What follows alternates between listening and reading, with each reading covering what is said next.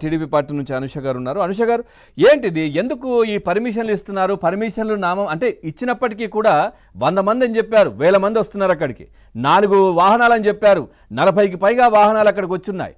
ఎందుకు ప్రభుత్వం ఇంకా చూస్తూ ఉంది? ఎందుకు చర్యలు లేవు? ఎందుకు కేసులు లేవు? ఎందుకు ఆలస్యం చేస్తూ ఉన్నారు? ఈ విధంగా ఆయన బయట తిరిగితే ప్రజల ప్రాణాలకు చాలా ఇబ్బందికరంగా ఉంది కదా. 2 చనిపోయారు నిన్న బయటకు రావడం వల్ల. సార్, ముందుగా పవన్ గారు, మీకు, ఏబిఎన్ వీక్షకులకి, పెద్దలు రామకృష్ణ గారికి, అదేవిధంగా యామిని గారికి, అందరికీ నమస్కారం. క్లియర్గా చంద్రబాబు నాయుడు గారు ఒక స్టేట్మెంట్ ఇచ్చారు సార్. జగన్మోహన్ రెడ్డి అనేవాడు తేలు అంటాడు, కానీ రాజకీయం అనేది ఒక శివలింగం అనుకుంటే రాజకీయాన్ని అడ్డం పెట్టుకుని ఆడు కూర్చున్నాడు, శివలింగం పైన కూర్చున్నాడు. ఈ రోజు తేలిని తీయాలంటే ఎలా తీయాలి సార్? చెప్పుతోనే కొట్టాలి. కొడితే నన్ను కొట్టారు అని చెప్పి మళ్ళీ ప్రజల ముందుకు నన్ను కక్షపూరితంగా కొట్టారనో లేకపోతే ఇంకో రకంగా కొట్టారనో చెప్పి ఈ రకమైన రాజకీయమే చేసి మళ్ళీ మన దరిద్రానికి అదే పీఠం ఎక్కుతాడు. అయినప్పటికీ ప్రజల ప్రాణాలు పోతున్నప్పుడు రాజకీయాలను పక్కన పెట్టేయాలి కదా. ప్రజల ప్రాణాలు పోతున్నాయి ఆయన వల్ల. సో ఖచ్చితంగా ఈ రాజకీయాలు అనేది పక్కన పెట్టేసి ఖచ్చితంగా నేను ఒకటే అడుగుతాను సార్, ప్రజల ప్రాణాలు ఎప్పుడు పోలేదు అతని వల్ల.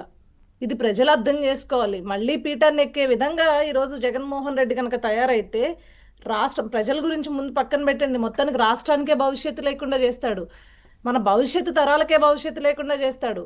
అది ఈరోజు జగన్మోహన్ రెడ్డి చేస్తున్న రాజకీయం.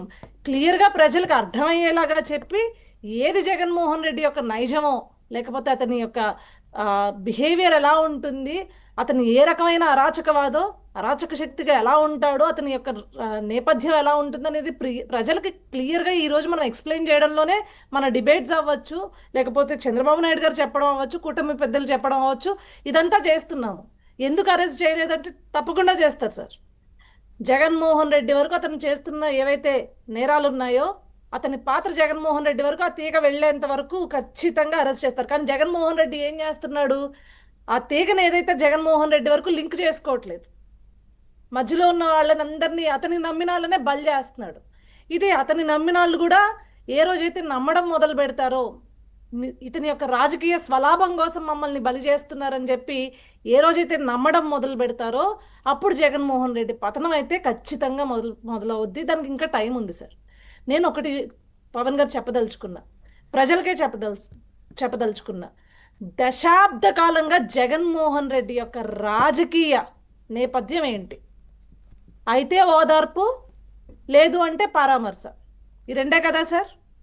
ఇంతకు మించి ప్రతిపక్ష నాయకుడిగా జగన్మోహన్ రెడ్డి ఏమన్నా ఓడబడిచాడని నాకు చెప్పండి దయచేసి. ఇక్కడ ఉన్న పెద్దలు ఎవరైనా సరే ప్రజల కోసం ఏమైనా మాట్లాడా? ప్రజల తరపున ప్రజా పోరాటాల్లో పోరాడా?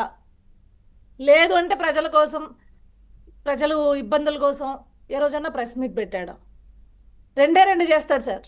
2 చేశాడు ఇప్పటివరకు. గతంలో 2014లో 14కి ముందు ప్రతిపక్ష నాయకుడిగా ఉన్నప్పుడు నా తండ్రి చచ్చిపోయాడు, నా తండ్రి అభిమానులందరినీ ఓదార్స్తానికి వెళ్తున్నాను అని చెప్పి శవాల మీద చిల్లర ఏరుకునే విధంగా పరామర్శించాడు, ఓదార్పులు పరామర్శలు మొదలుపెట్టాడు. ఇప్పుడు గంజాయితో పోయినా, బెట్టింగ్ యాప్లు ఆడిపోయినా, లేకపోతే రౌడీ షీటర్లు ఇద్దరిద్దరు నరుక్కుని పోయినా ఈరోజు పరామర్శలకు వెళ్తున్నాడు. ఇంతకు మించి జగన్మోహన్ రెడ్డి రాజకీయ నేపథ్యం ఏదైనా ఉందా? ప్రజలే ఆలోచించుకోవాలి. ఇంతకు మించి ఏదీ లేదు సార్ అతని రాజకీయ నేపథ్యం. ఇదే అతని రాజకీయ ఎజెండా. చావులు, శవాల మీద చిల్లరేదుకునే విధానంగా ముందుకెళ్తున్నాడు. సార్, జగన్మోహన్ రెడ్డి యొక్క పరామర్శ యాత్రలు కావచ్చు, దినాలో ఏదైనా కావచ్చు సార్. ఆ దరిద్రం ఏంటంటే ఆంధ్ర రాష్ట్రంలో కూడా పరామర్శలు దినాల వరకే జరుగుతాయి సార్. జగన్మోహన్ రెడ్డిది సంవత్సరాల కాలం సాగుతూనే ఉంటుంది. ఏంటో అర్థం కాదు నాకు. సంవత్సరాల పొడుగుతా ఎప్పుడో సంవత్సరం క్రితం చనిపోతే ఈ రోజు పరామర్శకు వెళ్ళాడు. అంటే అప్పటికీ ఆయనే ఆపద్ధర్మ ముఖ్యమంత్రి. అసలు కూటమి ప్రభుత్వానికి కూటమికి దానికి సంబంధం ఎక్కడ ఉంది? 6వ తారీఖు ఆయన సూసైడ్ అటెంప్ట్ చేశాడు, 9వ తారీఖు చనిపోయాడు. అప్పటికి కూటమి ప్రభుత్వమే రాలేదు, ఆయన ఆపద్ధర్మ ముఖ్యమంత్రి. 12వ తారీఖు ప్రభుత్వం వచ్చింది. సో సంవత్సరాల తరబడి అంటే ఒక్క శవం కనిపిస్తే చాలు సార్, దాన్ని అడ్డం పెట్టుకుని ఎంతవరకు అయినా రాజకీయం చేయగలడు అని చెప్పి నిన్న జగన్మోహన్ రెడ్డి నిరూపించుకున్నాడు.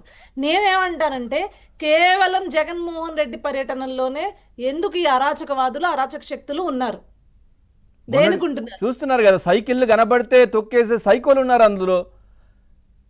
ఒక పెళ్లికి సంబంధించి జోగి రమేష్ కొడుకు పెళ్లికి అనుకుంటా పెళ్లిలో కదా. కూడా నీకు రాజకీయాలు చేస్తున్నారు అంటే జగన్మోహన్ రెడ్డి, నేను అంటూ ఉంటాను కదా సార్ కాలకేల ముఠా అని, ఎలాంటి ముఠాని నడుపుతున్నారు, ఎలాంటి గూండాల్ని ఇక్కడ తయారు చేస్తున్నారు రైట్ సార్. అండి. ఒక జనరేషన్ ని మొత్తం ఇప్పటికైనా ప్రజలు అర్థం చేసుకోకపోతే, యూత్ కనుక అర్థం చేసుకోకపోతే, ఒక జనరేషన్ ని మొత్తం అతన్ని గూండాలుగా మార్చి, రౌడీల్లా మార్చి, వీధుల్లో పడి కొట్టుకునే విధంగా అరాచక శక్తుల్లాగా అతను ప్రేరేపిస్తున్నాడు. రైట్. ఇది ప్రజలు అర్థం చేసుకోవాలి. అతని కనక చెల్లకు అనుమతి ఇవ్వద్దు, కేంద్ర మంత్రి పాటిల్ ను కోరిన సీఎం రేవంత్ రెడ్డి.